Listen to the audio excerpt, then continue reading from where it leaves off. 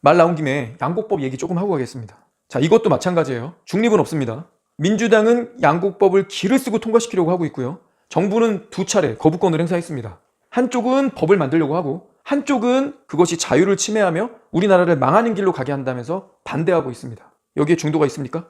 무관심만 있을 뿐이죠. 양곡법이 뭔지 사역자들이 잘 몰라요.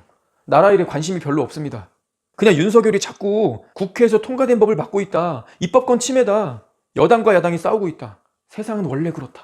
서로 자기 이권 챙기려고 맨날 싸우지 않냐. 그런 거에 관심을 끄고 오직 예수, 오직 말씀. 우리는 말씀만 보고 기도만 하자. 이럽니다. 듣기엔 맞는 말 같아요. 그러나 그렇게 하다가 교회가 무관심하다가 눈 감고 있다가 당하는 겁니다. 자유는 공짜가 아닙니다. 양곡법은 1950년부터 있었습니다. 먹고 살기 힘들었던 시절 쌀을 안정적으로 공급하면서도 쌀값이 너무 떨어질 때는 농가에서 농사를 포기하지 않도록 관리하는 법입니다. 비상시를 대비해서 일정량을 정부가 저장해 놓는 겁니다. 쌀 가격이 변동할 수 있죠. 근데 이 변동에 따라 정부가 재량껏 살 수 있었어요. 민주당이 개정하자고 밀어붙이는데 그 내용이 뭐냐면 남는 쌀은 묻지도 따지지도 않고 정부가 의무적으로 100% 사야 한다 이거예요. 쌀값이 떨어지면 그걸 정부가 메꿔서 원래 값으로 사줘야 한다는 겁니다. 값이 떨어질 일 없고 재고가 쌓일 일도 없다. 왜? 정부가 무조건 다 사줘야 하니까. 아니 어떤 사업을 하는데 물건이 안 팔리면 어쩌나 걱정할 일이 없다는 거예요. 만들기만 하면 무조건 국가가 전량 다 사버리는 그런 사업이 세상에 어디 있습니까? 그걸 만들겠다는 거예요. 시장경제 아니죠. 공산주의입니다. 이익은 농가가 가져가고 손해는 국민 세금으로 메꾸겠다는 거예요. 생색은요. 이재명과 민주당이 내겠죠. 윤 대통령 취임 후 첫 번째로 거부권 행사했고요. 작년 말 윤 대통령 탄핵 이후에 민주당이 이걸 밀어붙여서 또 통과시켰어요. 한덕수 총리가 막았습니다. 그런데 민주당이 세 번째 또 밀어붙이고 있습니다. 민주당이 기를 쓰고 밀어붙이고 윤석열 정부가 다행히 막아내고 있는데 여기서 중도가 있습니까? 뭐가 사실인지 확인하고 우리는 택해야 합니다. 이 법 통과되면 확실한 거는 경제가 파탄납니다. 두 번째로 중국인들이 우리 농가를 장악하게 됩니다. 이게 무슨 소린가? 우리나라는 매년 쌀이 남습니다. 국민들이 쌀밥 먹는 양이 줄었고 대체 식품이 많아졌기 때문이죠. 매년 64만 톤의 쌀이 남습니다. 이 쌓여가는 쌀을 저장하는 비용도 장난이 아닙니다. 그런데 정부가 100% 의무적으로 쌀을 사준다. 가격도 떨어지지 않고 안정된 값으로 사준다. 이렇게 법을 바꾸면 사람들이 어떻게 할까요? 너도 나도 농사에 뛰어들겠죠. 만들면 다 사주는 그런 법이 어디 있습니까? 전형적인 민주당 포퓰리즘입니다.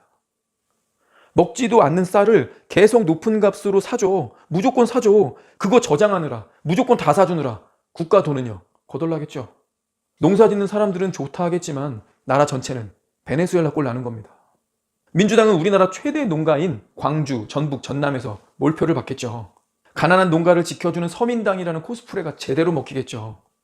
농림부에 따르면 양곡법을 개정했을 때 2030년에는 보관비 매입비로만 3조 원이 넘게 들 거라고 합니다. 이 돈은 전부 우리 자녀에게 빚이 되겠죠. 파탄나는 거예요. 민주당이 양곡법 밀어붙인 숨겨진 이유가 하나 더 있습니다. 양곡법 개정하면 중국인들이 농가를 장악하게 됩니다. 현재 우리나라 사람들이 애를 많이 낳습니까? 안 낳죠. 인구 줄어들고 아이 안 낳아서 초등학교, 중학교 매년 없어진다고 뉴스에 나오잖아요. 청년들이 농사 짓겠다고 지방으로 갑니까? 부모들이 넓은 땅에 농사 짓고 있어도요. 자기는 농사 안 짓는다고 도시로 나갑니다. 인구 줄어들고 다음 세대는 농사 안 짓겠다고 하는데 양곡법을 시행하면 이 농사 누가 지으려고 할까요? 화교들이 밀어닥칩니다. 이민정책 완화해서 중국인들이 들어와서 농가를 장악하는 거예요.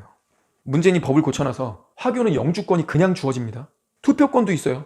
화교는 99%가 공산당 지지하는 사람입니다. 자기가 중국인이라고 생각하지 한국 와서 혜택은 다 받는데 돈도 많이 버는데 한국은 싫어하는 자들입니다. 제주도 땅을 중국이 계속 사들이고 있죠.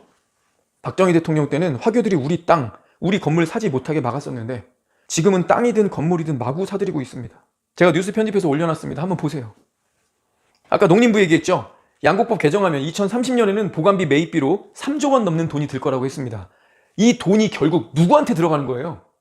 농가를 장악하게 될 중국인.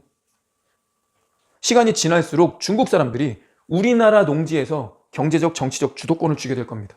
이게 민주당의 의도예요. 이미 중국 정부는 양곡법을 시행하고 있습니다. 쌀 농사 지으면 정부가 100% 사줍니다. 중국 공산당은 이거 전략적으로 이렇게 해왔습니다. 신장 위구르에 중국 공산당이 100% 양곡법을 적용했거든요. 어떻게 됐을까요? 신장 위구르 지역이 중국 자치구에서 땅 면적 1위예요. 1위. 제일 넓거든요. 땅 넓겠다. 농사 지으면 정부가 100% 사주겠다. 가격도 떨어지지 않아요.